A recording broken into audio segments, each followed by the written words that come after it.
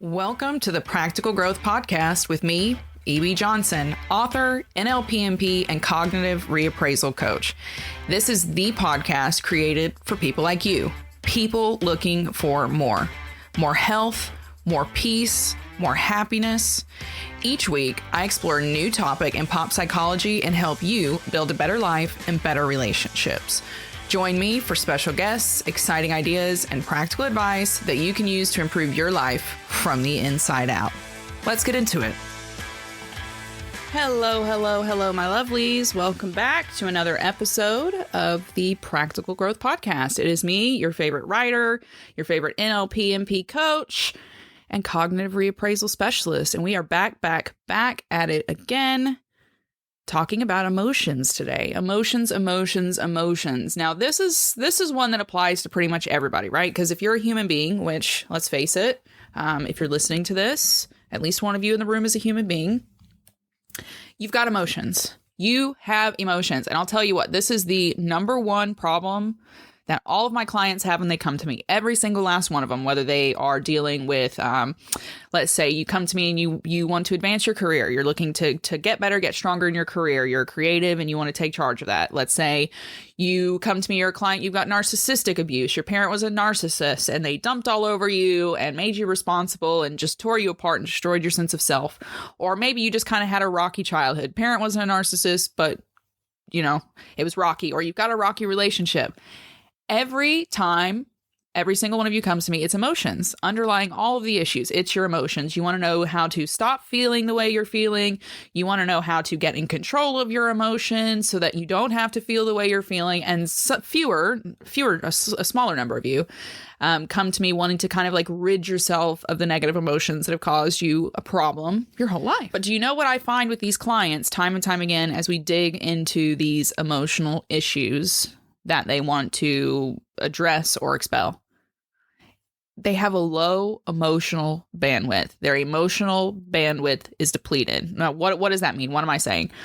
When I use the term emotional bandwidth, that's not some psychological term that you can go and look up, right? It's just a term that I use to refer to your kind of emotional labor reserves. It's your emotional energy, the energy that you have to A, regulate your own emotions, B, respond to the emotions of others, and C, react to the stress and pressures that come with everyday life. So many of my clients who come to me, either from work, from a toxic family, a narcissistic relationship, a narcissistic parent, they are emotionally burned out. They're emotionally burned out, and that's why their emotions overwhelm them. That's why they seem so overwhelming. That's why they seem so scary. They have been battling against really, really, really big stress, pressures, experiences, memories, emotional things that have essentially zapped them, right? And so because they are zapped, they can't really show up in their lives the way they want to, because why? Our emotions are the core of who we are. It's what makes us who we are. It's what feeds into our personality and our beliefs and helps us to navigate the world. So that's what we're going to look at today, the ins and outs of this emotional bandwidth, a low emotional bandwidth. What does that look like? What are the symptoms? What does that mean for you? And most importantly, you know me, I never bring up a problem without a solution. I'm going to teach you the 3 steps that you can use to get your emotional bandwidth back online, to boost it, to bring the levels back up to normal so that you can be a good parent, a good friend, a good partner, a good lover, a good employee, a good business owner, whatever it is that you want to do. This will give you the emotional strength to kind of get back out there and be able to handle it all. Quick bit of housekeeping before we jump in. This is your last, did you get that? Last opportunity to work with me one-on-one this year. Applications are open now for my 2-month private coaching program. Every week you sit down with me and we get your nervous system back online. We reprogram your beliefs and we allow you to take control of the emotional trauma that's been holding you back. Now, I do this 2 ways. 1, through somatic techniques, we get your nervous system back online and regulated. There is no functioning, no changing behaviors, beliefs, the emotional traumas without first being able to regulate your nervous system, creating that physiological sense of calm and peace that you you need. So we get your somatic nervous system back online. And then the second phase of the program involves NLP frameworks, which are meant to reprogram your brain and your behaviors. So if you are serious about taking charge of your life in 2024, if you are serious about defeating the physical crush of your anxiety, of your hopelessness, if you are serious about not falling into the same relationships next year, not getting taken advantage of by your partners, your children, your employees, your employers, whoever it is, then this is it.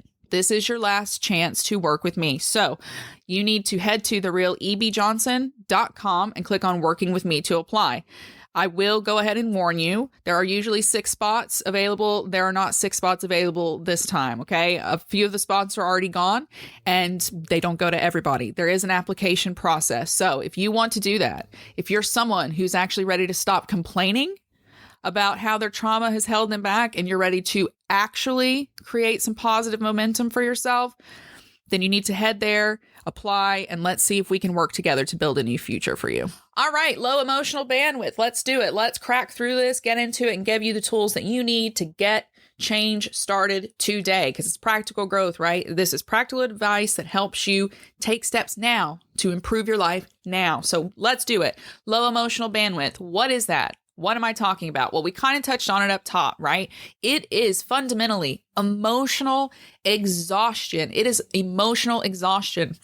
You no longer have the cognitive ability to deal with your emotional states, to the emotional reactions that you're having to the stress and pressure of the environment or people around you.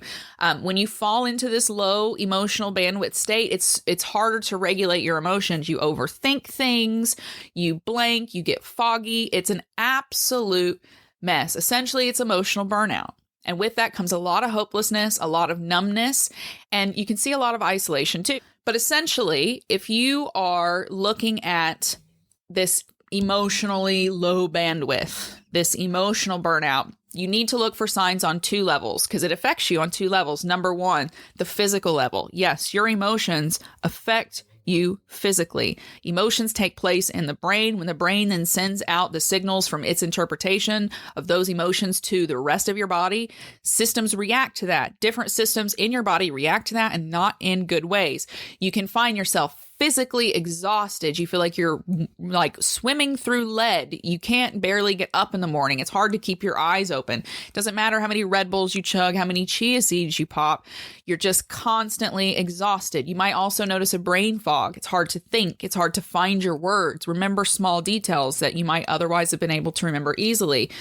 On the flip side of that, you can also have digestive issues. Okay. There's a lot of digestive issues that can come with that increased stress, anxiety, pressure, irritability, and all of those things that build up around this low emotional bandwidth.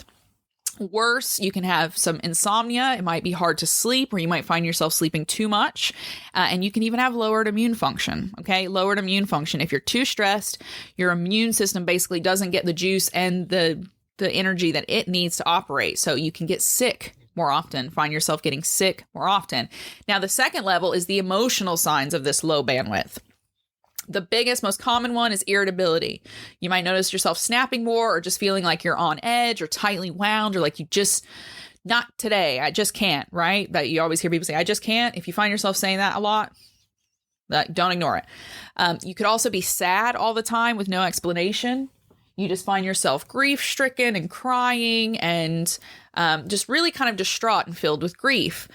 There might be a numbness as well. Maybe you feel nothing. You're just kind of lost in the fog, stumbling along. Now, others, unexplained rage and outbursts, that's where I tend to go. I will like snap. I just don't want to be touched, don't want to be messed with, need to be left alone. And if you don't, I tend to just kind of like pop like a firework. But I have seen others who actually engage in some self-destructive behavior. So because they're so emotionally exhausted, and it kind of creates this hopelessness. And in that hopelessness, you might find people engaging in risky behaviors like drinking or gambling or superficial partnering, all kinds of things, which in the long run hurt them, but they're just so exhausted and they're just looking for any kind of outlet for relief. So you've got the picture of that. You have the picture now. Imagine a person stumbling around, just so tired, snapping at the kids, snapping at their wife, snapping at their husband. They're talking really badly about themselves. They're messing up at work. Everything just seems to be going wrong, and they're tired underneath it all. Even though they're getting 8 hours of sleep a night, even though their health is okay, they're taking their vitamins, they've gone to their doctor, everything looks good. It's not COVID. It's none of those things. But there's an emotional exhaustion. We see this person, right? You've been this person. We have all been this person. How do you fix it?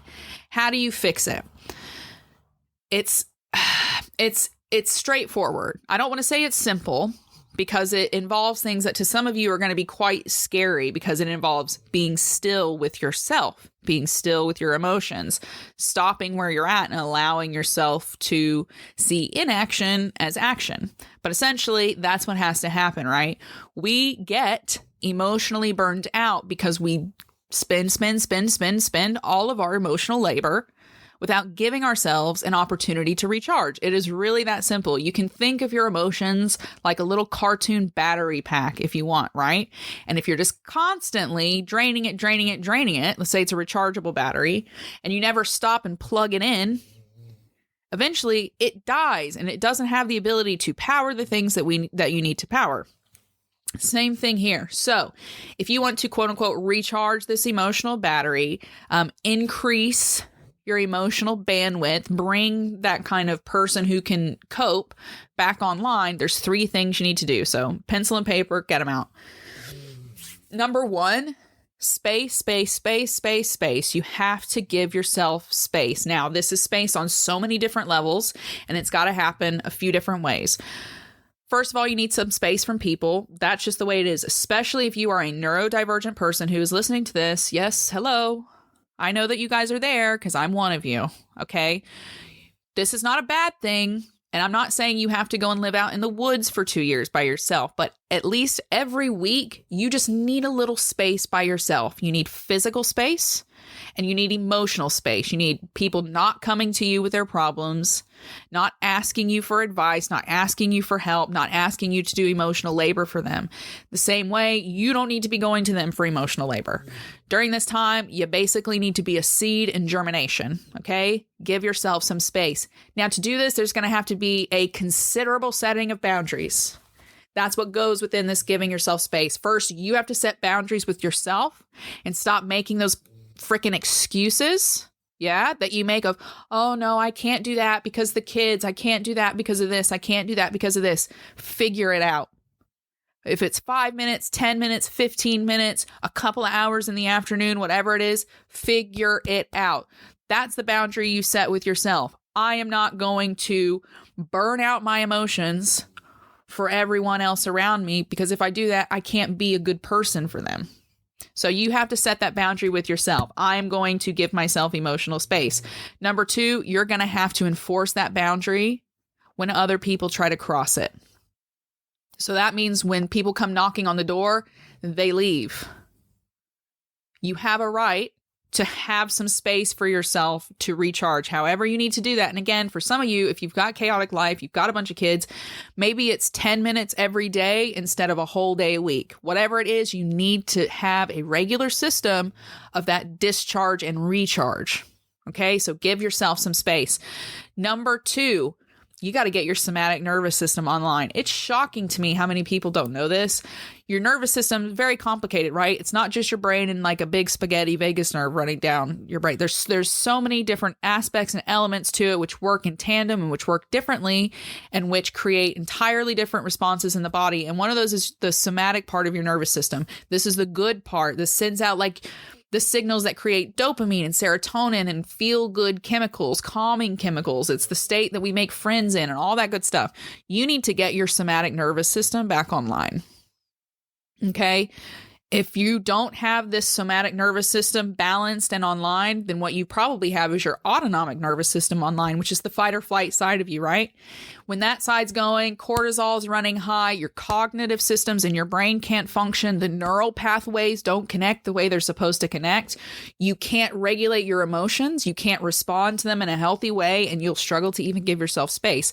So you need to go out, do your research, or come and get coached by me, and build somatic practices that bring your somatic nervous system back online and get that autonomic nervous system stuck out of the on position. Okay. Now, last but not least, total emotional reconfiguration. And this is the hardest part. And this is why I didn't say that this was an easy process, but I said it was straightforward. Within this space that you're giving yourself, and within this somatic work that you're doing, sorry, you guys have been sick for the last couple of weeks. Losing my voice here. In all of that work that you're doing, you also have to do the work of changing your relationship with your emotions. A lot of us are way too deep with our emotions. We give them way too much power and control over our lives. We act like we can't control the way we react to them, but that's simply not true. You're going to have to take a step back and create a more mature relationship, a more distance and compartmentalized relationship with your emotions. And this doesn't mean you're intellectualizing them. You're still going to feel them. But you need to stop giving them the power of overwhelm.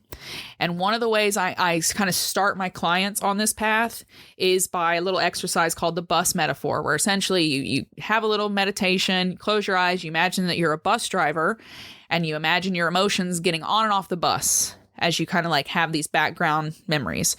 This is how our emotions should be. They should be allowed to come into our lives whenever they need to come into our lives.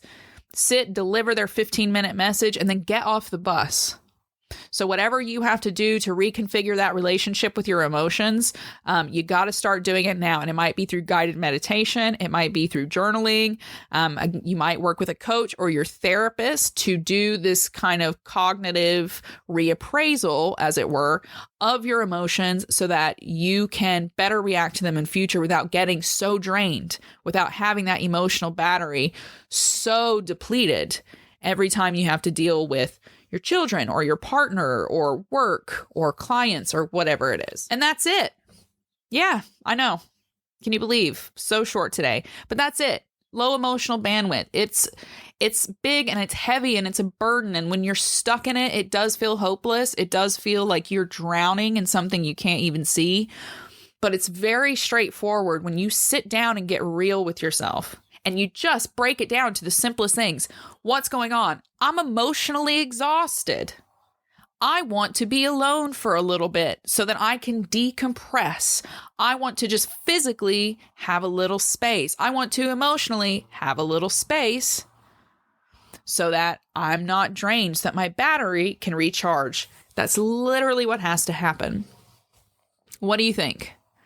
Are you incorporating some of these practices already, or are you still in the mode of being drained? It's easy to do, especially if you are someone who's been conditioned to give yourself up, to sell yourself out for others, whether that's a career or your partner or your family. If you're a people pleaser, if you're an egoist, if you're just someone who never was given the opportunity to build a stable sense of self, then you might be looking at a low emotional bandwidth, and it might be time to nurture yourself emotionally and get things back online. That's it. Thank you guys so much for listening today. I hope you found something in here that's got you motivated, that has you feeling a bit more hopeful about the future and about dealing with and regulating your emotions as well. If you liked this, then make sure you're following me on medium.com. My old content is still there. I'm not really posting a lot of new content, but I am posting new stories weekly on my Substack, which you can find practicalgrowth.substack.com. And of course, I'm always there on Twitter, on TikTok, on Instagram, and my coaching applications are open. So don't forget that. If you're ready, if you're actually someone who's going to make sure next year doesn't play out like this year and the year before and the year before, then head to therealebjohnson.com and click on working with me. Get that application in because the next session starts next week. So this is it. The doors are closing on 2023. How did that even happen? Wow. Woo, guys, it's been a ride. Right. Thank you so much for listening. Thank you, thank you, thank you. I can't tell you how grateful I am. You guys are all the best. So go ahead and follow me. Get out there. Love each other. Keep your heads up. Keep your eyes on the stars and keep looking forward. Bye-bye.